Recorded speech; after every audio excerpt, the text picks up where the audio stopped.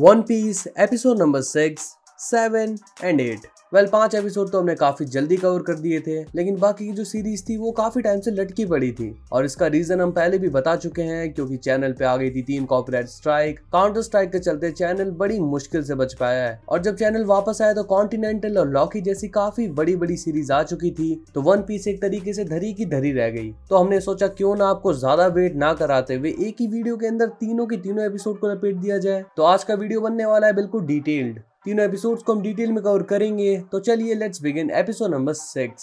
तो last episode के ending में जैसा कि हमने देखा था, मिहोक ने जोरो को इंजर्ड करके रख दिया था। तब यहाँ पे जोरो घायल होता है और उसके सभी क्रू मेंबर्स उसे अंदर लेके आते हैं। अब लूफी भागता हुआ पहुंचता है सांजी के पास एंड यहाँ पे उसे हेल्प मांगता है एंड कहता है कि हमें एक डॉक्टर की नीड है। लेकिन जेफ जो कि वो ओल्ड मैन है, वो कहता है कि यहाँ से डॉक्टर के पास पहुंचने में 2 दिन लग जाएंगे। लेकिन सांजी को जोरो को किसी भी तरीके से बचाना होता है, तो वो अकेले उसकी हेल्प करने के लिए निकल रहा होता है। जेफ उसे मना करने की कोशिश करता है, लेकिन सांजी नहीं मानता एंड जब उसे रियलाइज होता है कि सांजी अपनी बात पे अड़ा रहेगा, तो वो भी जोरो की हेल्प करने के लिए निकल जाता है। वो जोरो का ट्रीटमेंट उसी तरीके से करता है जैसे कि पहले के पायरेट्स करा करते थे, जब डॉक्टर्स वगैरह का जमाना नहीं था। लेकिन वो कहता है कि जोरो की जान बहुत ही ज्यादा रिस्क में है, तुम्हें इसे बहुत ही अच्छी तरीके से रखना पड़ेगा, अदरवाइज उसकी जान भी जा सकती है। उसे कहानियां सुनाओ, उसके साथ रहो एंड ट्राई करो कि वो इस पेन से लड़ ले। ऑन द अदर हैंड हम देखते हैं मिहोक को, जो कि आया होता है लूफी के ग्रैंडपा के पास एंड यहाँ पे लूफी के ग्रैंडपा काफी ज्यादा गुस्सा होते हैं कि आखिर तुम लूफी को पकड़ के यहाँ पे क्यों नहीं लाए। वो कहता है कि बस मुझे लूफी में कुछ बात दिखी एंड मुझे लगता है कि शायद इन फ्यूचर वो एक बहुत बड़ा पायरेट बन जाए, तो मैं ये अपॉर्चुनिटी उसके हाथ से जाने नहीं देना चाहता। लेकिन इससे उसके दादाजी का दिमाग खराब हो जाता है। अब हम देखते हैं सांजी को,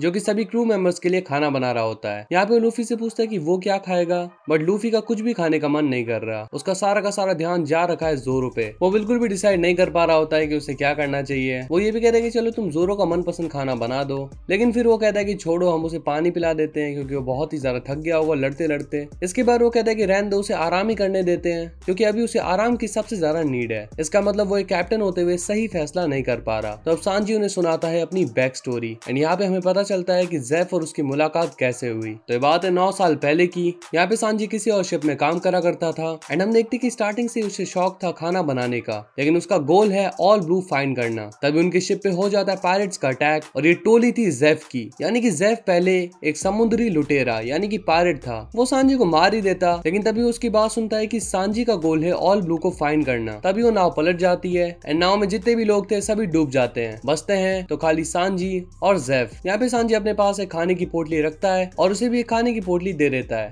क्योंकि वो फंसे हुए एक आइलैंड पे एंड यहाँ पे उन्हें फाइंड करनी है एक शिप। सांजी की पोटली छोटी होती है क्योंकि शायद उसका साइज भी छोटा है, और वो दोनों अलग अलग किनारे पे बैठ जाते हैं शिप को फाइंड करने के लिए एंड धीरे धीरे यहाँ पे दिन बीतने चालू हो जाते हैं। सांजी की हालत धीरे धीरे खराब होने लगती है एंड देखते ही देखते उसका सारा खाना भी खत्म हो जाता है। फाइनली आज 70 दिन बीत चुके हैं और यहाँ पे सांजी की हालत बहुत ही ज्यादा खराब है। अब वो भूख से बुरी तरह तड़प रहा है और वो फाइनली डिसाइड करता है कि वो जेफ के पास जाएगा और उससे खाने की डिमांड करेगा, और अगर जेफ मना करता है तो वो खुद ही को मार लेगा। इसके बाद जब वो जेफ के पास जाता है तो हम देखते कि जेफ की पोटली साबुत की साबुत पड़ी है। जब सांजी उसे फाड़ता है तो उसमें से निकलता है सोना, यानी कि जेफ के पास खाना था ही नहीं, लेकिन फिर भी वो जिंदा है। और अब सांजी को पता चलता है कि जेफ अभी तक अपना पैर काट के खा रहा था और जितना भी खाना था उसने सांजी को दे दिया। सांजी पूछता है कि तुमने एक अननोन बच्चे के लिए ऐसा क्यों किया। तो जेफ कहता है कि मेरा टारगेट था कि मैं ऑल ब्लू फाइंड करूं, लेकिन मेरी पूरी एज निकल गई, लेकिन आज तक मुझे ऑल ब्लू नहीं मिला। तुम्हारे अंदर मुझे वो आग दिखी, मुझे लगा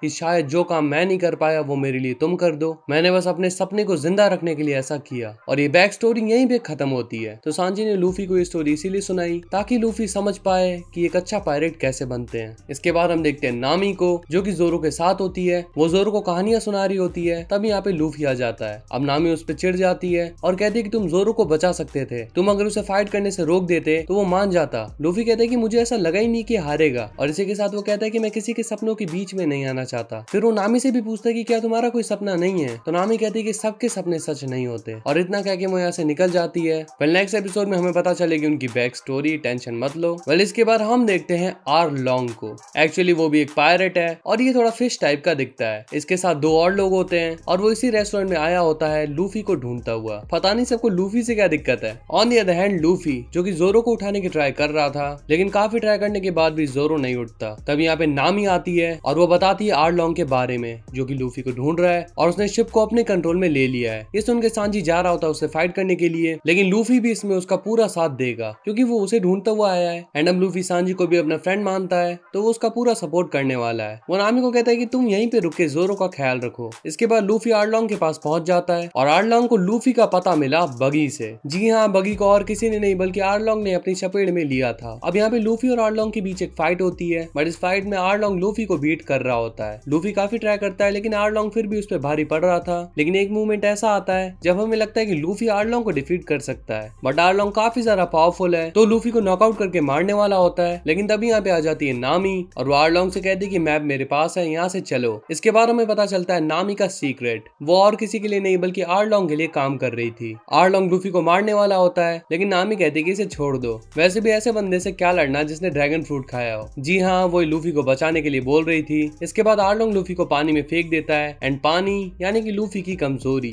बट जैसे तैसे सांजी उसे बचा लेता है। तो यहाँ पे लूफी को एक बहुत ही बड़ा धोखा मिल गया। On the other hand Luffy के दादाजी पूरी प्लानिंग में होते हैं कि इस बार तो वो लूफी को पकड़ के रहेंगे। फिर हम देखते हैं जेफ को जो कि अपने बार में बैठा होता है। तभी यहाँ पे सांजी आके सफाई करना चालू कर देता है। अब जेफ को बहुत ही ज्यादा गुस्सा आ जाता है क्योंकि वो चाहते हैं कि वो ऑल ब्लू फाइंड करे, ना कि ये सारे काम करता रह जाए। तो इसीलिए वो उस पर इतना ज्यादा गुस्सा करते हैं। वो चाहते हैं कि सांजी अपनी लाइफ में कुछ हटके करे। सांजी कहते हैं कि मेरे बिना रेस्टोरेंट नहीं चलेगा, लेकिन जेफ को इस बात से कोई फर्क नहीं पड़ता। वो चाहता है कि सांजी से निकल जाए और जाके ऑल ब्लू फाइंड करे। इसीलिए उन दोनों के बीच में कहासुनी हो जाती है। On the other hand Luffy वो जोरो के पास जाके बैठता है और कहता है कि नामी यहाँ से चली गई हमें धोखा देके, लेकिन मुझे पता है कि नामी की भी अपनी कोई ना कोई मजबूरी रही होगी क्योंकि है तो वो हमारी क्रू मेंबर, और अब धीरे धीरे पूरा क्रू बिखर गया एंड मैं इस बारे में कुछ कर भी नहीं पाया। मैंने नामी को खो दिया और हो सकता है कि मैं बहुत जल्द तुम्हें भी खो दूं। मैं तुम्हें बचा पाऊंगा या नहीं ये मुझे नहीं पता, मैं एक अच्छा कैप्टन हूँ या नहीं ये भी मुझे नहीं पता। तभी जोरो बोलने लग जाता है और वो कहता है कि मुझे सोने भी दोगे, ऐसे ही बोलते रहोगे। ये देख के लूफी बहुत ही ज्यादा खुश हो जाता है। यहाँ पे उसकी बातें सुन के जोरो लूफी से वादा करता है। वो कहता है कि मैं अब से तुम्हारा क्रू मेंबर हूँ एंड मैं तुम्हें सर्व करूंगा, अब से तुम मेरे कैप्टन हो। तब यहाँ पे उसब भी आ जाता है एंड उसे भी बहुत ही ज्यादा खुशी होती है। फाइनली सांजी उनके साथ चलने के लिए राजी हो जाता है एंड यहाँ पे एक इमोशनल मूवमेंट भी क्रिएट होता है सांजी और जेफ के बीच में।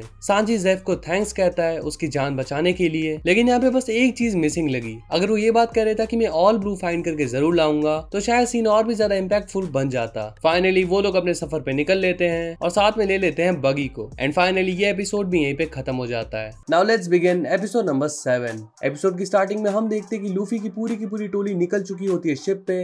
वो लोग बगी से पूछताछ कर रहे होते हैं अबाउट नामी और कह रहे होते हैं कि हमें उसकी लोकेशन बताओ, लेकिन वो कुछ भी बताने के लिए रेडी नहीं होता, बट जोरो के डराने के बाद उसे मानना पड़ता है। आफ्टर दैट सांजी आता है लूफी के पास और सांजी कहता है कि देखो नामी एक बहुत ही अच्छी लड़की है, कोई ना कोई मजबूरी तो रही होगी जिसकी वजह से उसने आर्लॉन्ग का साथ दिया। लूफी कहता है कि मैं ये बात जानता हूँ और बस मैं यही पता लगाना चाहता हूँ कि आखिर क्या मजबूरी है। लूफी को नामी से कोई बदला नहीं लेना बल्कि वो नामी को मानता है अपना फ्रेंड, तो वो चाहता है नामी को अगर कोई दिक्कत है तो वो उसकी हेल्प करे। इसके बाद उनका शिप पहुंच जाता है कोनोमी आइलैंड की तरफ। यहाँ पे हमें दिखाया जाता है एक पास्ट का सीन और ये पास्ट होता है नामी का। फाइनली हम नामी का पास्ट भी जान पाएंगे and guys believe me it's very painful. यहाँ पे हम नामी को देखते हैं जो कि अपनी बहन और माँ के साथ खेल रही थी, लेकिन इस वक्त नामी छोटी है और इन तीनों को देख के हम जान सकते हैं कि इन लोगों का आपस में ब्लड रिलेशन नहीं है बल्कि ऐसे ये लोग माँ बेटी अब बन रखी हैं। अब सीन वापस से शिफ्ट होता है प्रेजेंट में और यहाँ पे हम देखते हैं नामी को जो कि आर्लॉन्ग के मेंबर्स के साथ पत्ते खेल रही होती है एंड यहाँ पे वो जीत जाती है काफी सारा पैसा। इसके बाद खबर मिलती है कि आर्लॉन्ग ने उसे बुलाया है, वो उसके पास जाती है एंड तभी हमें वापस से दिखाया जाता है पास्ट का सीन और ये पास्ट भी नामी का ही है।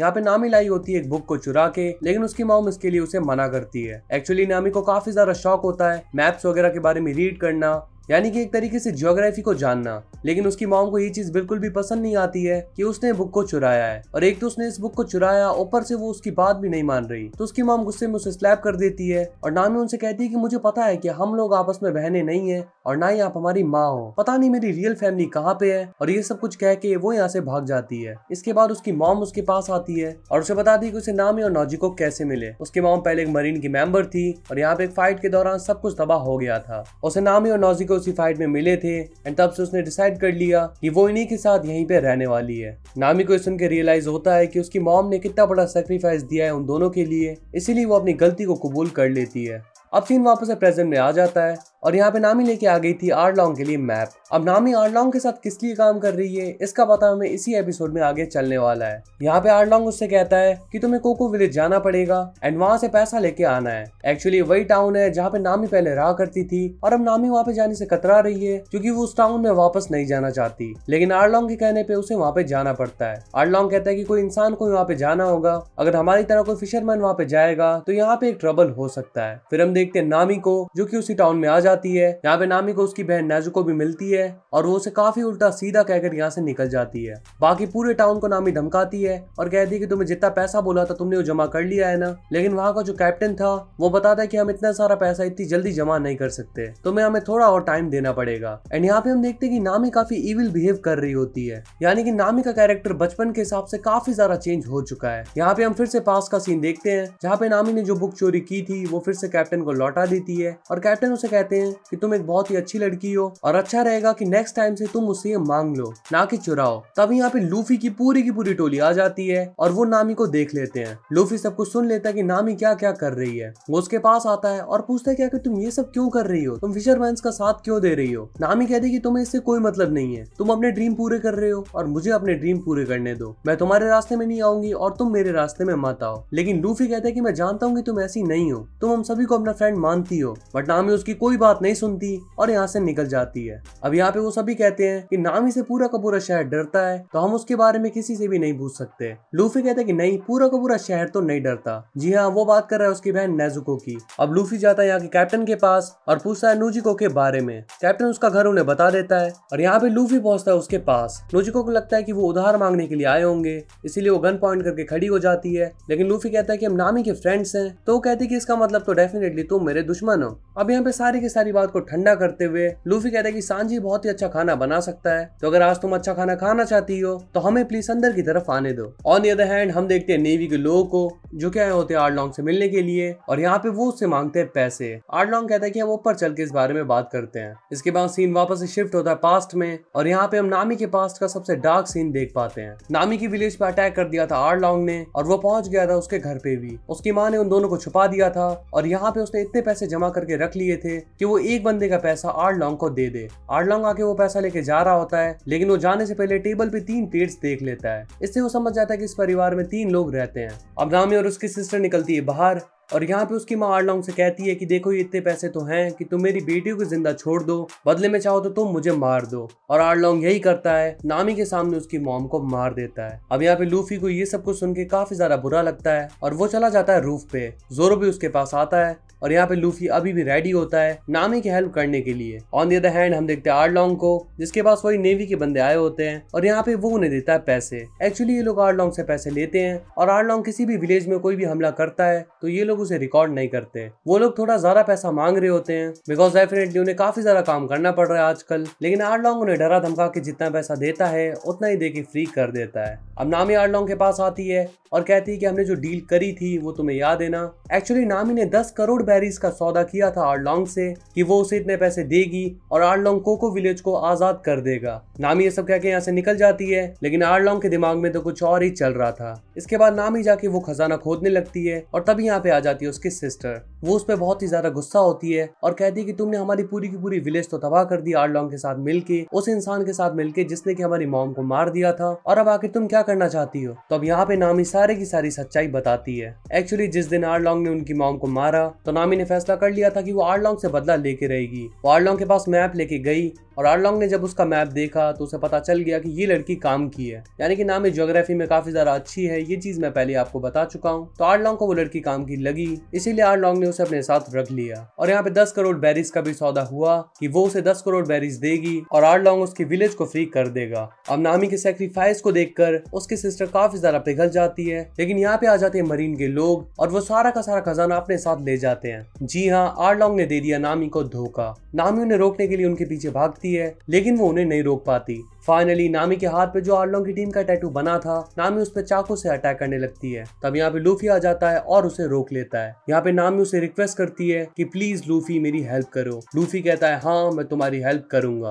Because you are my friend. और इसी के साथ एपिसोड नंबर 7 यहीं पे खत्म हो जाता है। So now let's begin episode number 8। Episode की स्टार्टिंग में हम देखते हैं कि लूफी अपनी पूरी की पूरी टोली के साथ पहुंचता है कोको विलेज में एंड यहाँ पे सभी लोगों को पता लग जाता है नामी का सारा सच। वो सभी अब उन सभी का साथ देना चाहते हैं और कहते हैं कि अब हम आर्लोंग से फाइट करने वाले हैं, भले ही हम सब मर जाएं। लेकिन लूफी कहता है कि देखो आर्लोंग काफी ज्यादा पावरफुल है, हम लोग खुद वहां पे जाएंगे, आप में से कोई हमारी हेल्प नहीं करने वाला। इसके बाद हम देखते हैं लूफी के दादाजी को एंड यहाँ पे उनके पास वही नेवी का हेड आता है। लूफी के ग्रैंडपा उस पर बहुत ही ज्यादा गुस्सा हो जाते हैं, लेकिन यहाँ पे वो डिफेंड कर रहा होता है आर्लोंग को। वो कहता है कि लूफी ने ये सब कुछ किया है, यानी कि कोको विलेज को तबाह करने के पीछे हाथ है लूफी का। और ये बात पीछे से कोबी और हेल्मे को भी सुन रहे थे एंड यहाँ पे कोबी साफ कह रहता है कि देखो लूफी ऐसा नहीं कर सकता, लूफी एक बहुत ही अच्छा इंसान है, वो ऐसे किसी को नहीं मार सकता, वो विलेज को तबाह करने जैसा काम तो बिल्कुल नहीं कर सकता। वो कहता है कि मैं खुद इस बारे में पता लगाने वाला हूँ। इसके बाद हम देखते हैं लूफी की पूरी टोली को जो कि पहुंच जाते हैं आर्लोंग की टीम के पास एंड यहाँ पे जोरो और सांजी तो फाइट करना चालू कर देते हैं सभी लोगों से और उसोप को एक बंदा भगाता हुआ ले जाता है। लूफी और नामी आ जाते हैं अंदर ग्रैंड लाइन का मैप लेने के लिए।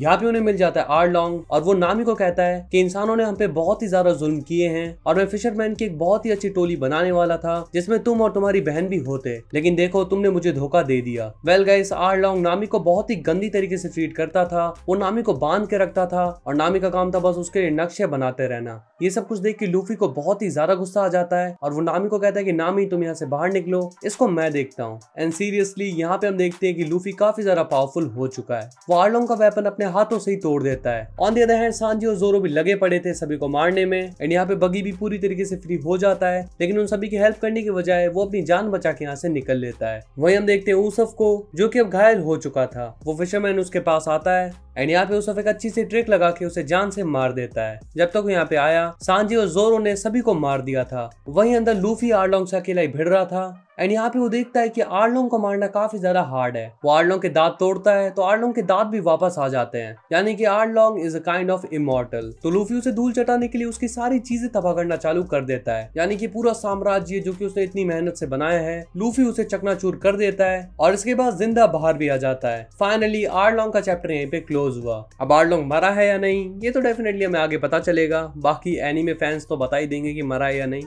अब ऊसॉफ फिर से सबको झूठी झूठी कहानियां सुना रहा था कि मैंने सबको मार दिया खाली अपने दम पे और इन लोगों ने तो बस मेरी थोड़ी बहुत हेल्प करी है, और लूफी भी इस चीज को मजाक में लेके पूरी तरीके से सपोर्ट करता है। तभी यहाँ पे पहुंच जाते उसके ग्रैंडपा मरीन्स की पूरी फौज लेके और कहते कि लूफी को गिरफ्तार कर लो, और कोबी इस चीज के लिए मना कर देता है और उसके साथ हेल्मे को भी इस चीज के लिए मना कर देता है। वो लोग कहते हैं कि आर्लोंग ने इस प्लेस को तबाह किया था, ना कि लूफी ने। लूफी ने तो इस विलेज को बचाया है। लूफी के ग्रैंडपा कोबी से कहते हैं कि तुम्हें पता है ना ऑर्डर्स ना मानने की क्या सजा हो सकती है, तो वो कहता है कि हाँ मुझे पता है और मैं भुगतने के लिए भी तैयार हूँ। अब उसके ग्रैंडपा और लूफी के बीच में हो जाती है फाइट और यहाँ पे हमें डेफिनेटली पता था कि लूफी उन्हें आराम से मार देगा, लेकिन गाइस जब फाइट होती है तो उसके दादाजी कुत्तों की तरह मारते हैं लूफी को। जी हाँ, उसके दादाजी ने भी कोई कच्ची गोलियां नहीं खेली, वो लूफी से कई गुना ज्यादा पावरफुल है। फाइनली जब वो लूफी को पकड़ लेते हैं तो लूफी यहाँ पे हंसने लगता है और यहाँ पे उसके दादाजी को याद आती है गोल्डी रॉजर की। फाइनली यहाँ पे उसके दादाजी रिवील करते हैं कि वो लूफी का एक टेस्ट ले रहे थे। वो कहते हैं कि अगर तुम एक बहुत ही अच्छा पायरेट बनना चाहते हो, एंड मैंने सभी से ये चीज सुनी है कि तुम बहुत ही अच्छे पायरेट बनना चाहते हो, तो डेफिनेटली तुम्हें काफी ज्यादा टफ होना पड़ेगा, क्योंकि इस रास्ते में तुम्हें काफी सारे दुश्मन भी मिलेंगे और मैं भी तुम्हारे दुश्मनों में से एक होऊंगा। इसका मतलब उसके दादा उसके अच्छे के लिए ये सब कुछ कर रहे थे। वो चाहते थे कि अगर लूफी एक पायरेट भी बनना चाहता है तो वो एक बहुत ही अच्छा पायरेट बने।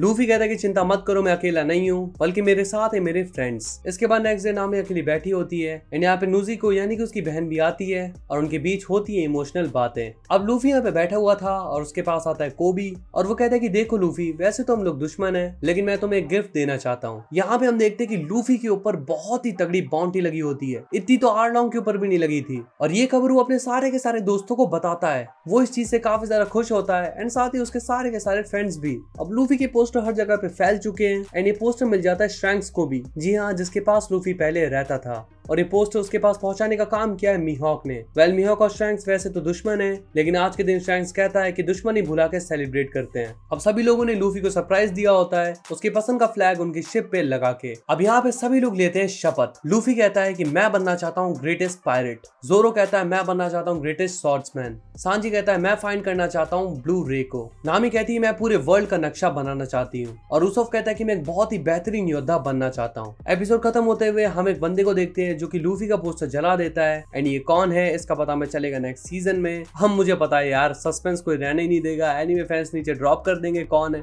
बाकी ये एपिसोड प्लस सीजन प्लस ये वीडियो यहीं पे खत्म हो जाता है और हमने वन पीस कंप्लीटली कवर कर ली। एंड गाइस बिलीव मी, आगे आने वाली वीडियोस आपको काफी जल्दी मिलने वाले हैं, क्योंकि आगे से हम स्ट्राइक्स वगैरह का कंप्लीटली ध्यान रखने वाले हैं। सो अगर आपकी वीडियो पसंद आया तो प्लीज चैनल को सब्सक्राइब, वीडियो को लाइक और अपने सारे के सारे फ्रेंड्स के साथ शेयर कर देना। हम मिलते हैं आपसे अपने नेक्स्ट वीडियो में। Till then peace up.